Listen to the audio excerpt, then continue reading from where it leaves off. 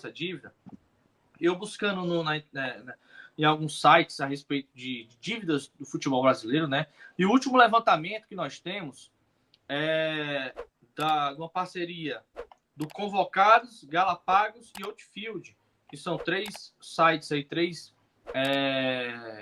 vamos dizer, estatística, trabalho com estatística, trabalho com esse levantamento, e fizeram um levantamento da temporada de 2022, dos clubes que tiveram mais arrecadação e dos clubes que ainda têm dívidas. Esse é o último que eu acho que eu procurei e achei. Esse é o último levantamento de 2022. O Ceará estava na Série A ainda e tinha acabado de ser rebaixado. Só que esse levantamento ele foi publicado no dia 16 de junho de 2023. Então, para mim, ainda é um pouco mais recente. Eu acho que em 6 meses não mudou tanta coisa. O Ceará aparece aqui, só em clubes de Série A, foi feito esse levantamento. O Ceará, com dívidas, aparece com... Deixa eu ver aqui rapidinho. Pronto, o Ceará em 2021 tinha uma dívida de 49 milhões de reais. O Ceará em 2021 tinha uma dívida de 49 milhões de reais. Em 2022, o Ceará tem uma dívida, a dívida aumentou um pouco mais, subiu 12%, foi para 56 milhões de reais. Isso era a dívida que o Ceará já tinha em 2022. Só vamos pegar como base, o nosso maior rival, ele tinha em 2021 uma dívida de 43 milhões de reais. Então, quer dizer, em 2021, o nosso maior rival tinha uma dívida menor que o Ceará em 2021. Era 49 milhões de reais. Só que quando foi em 2022, o nosso rival ultrapassou. Ele aumentou a dívida em 18 milhões, cerca de 42%, e foi para 60 milhões de reais a dívida dele.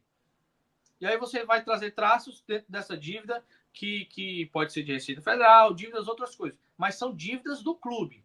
Então, como é que um clube como o nosso maior rival, que vem, com certeza, e não tem como negar, das últimas temporadas, vem vivendo suas melhores temporadas na sua história, como é que um clube sai de uma dívida de 43 milhões de reais em 2021 e dentro de um ano sobe 18 milhões de reais de dívida,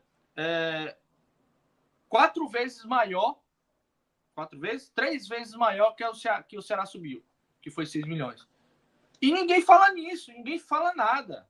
Ninguém, não teve briga, não teve confusão, não teve... pelo contrário, ninguém se falou isso. Isso foi um dado que saiu. Inclusive, na época, foi aplaudido por muitos, tanto o Ceará como a equipe do nosso maior rival.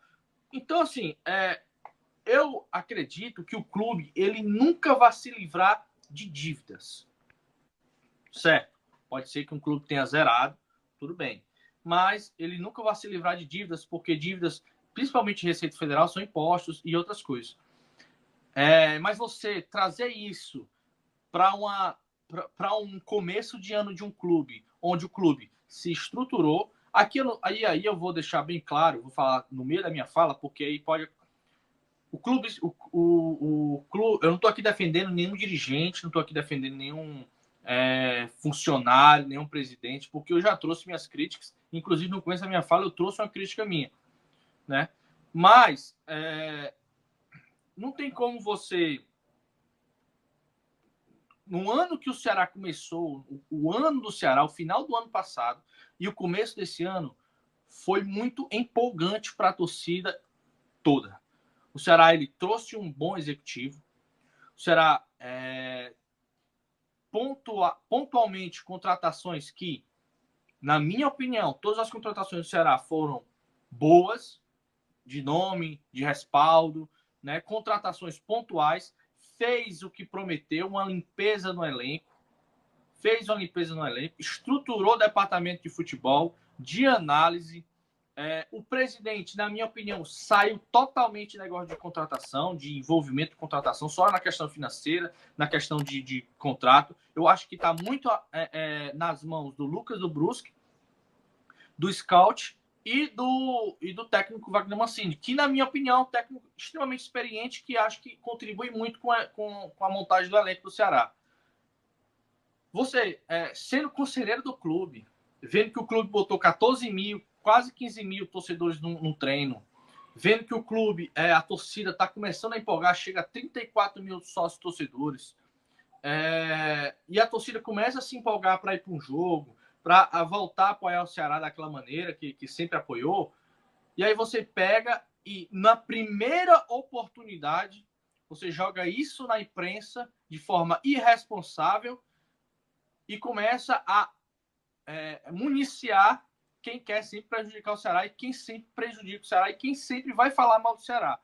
Então, assim, eu fico extremamente chateado e de alguma maneira, revoltado com isso, porque estão falando do meu clube e estão falando de uma torcida, e estão mexendo com uma torcida que está um pouco, vamos dizer, carente de algum título, de alguma disputa boa do clube. Então, eu trouxe esses dados para mostrar para o torcedor também, né, o Luiz Ezio, o torcedor alvinegro, que clubes, eles têm dívidas.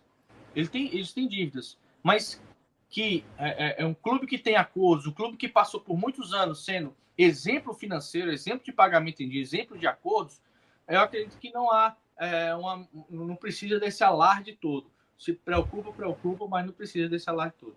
Só para ter ideia, só para você ter ideia, o Atlético Mineiro ele teve uma dívida em 2022 de 1 bilhão 498 milhões. Você não vê essa zoada toda. O Bragantino, que é uma SAF, tem uma dívida de 526 milhões de reais em 2022. E para você ter ideia, o América Mineiro tem uma dívida de 133 milhões de reais. O Bahia tem uma dívida de 276 milhões de reais. Você escuta isso? Você ouve alguma coisa em relação a essas torcidas falando que o clube vai quebrar, que o clube vai cair, que o clube vai virar isso, que o clube vai virar aquilo? Então, assim, eu acho que foi uma tempestade num copo d'água que, na minha opinião, lógico, deve ser criticada, mas não para essa tempestade toda que aconteceu.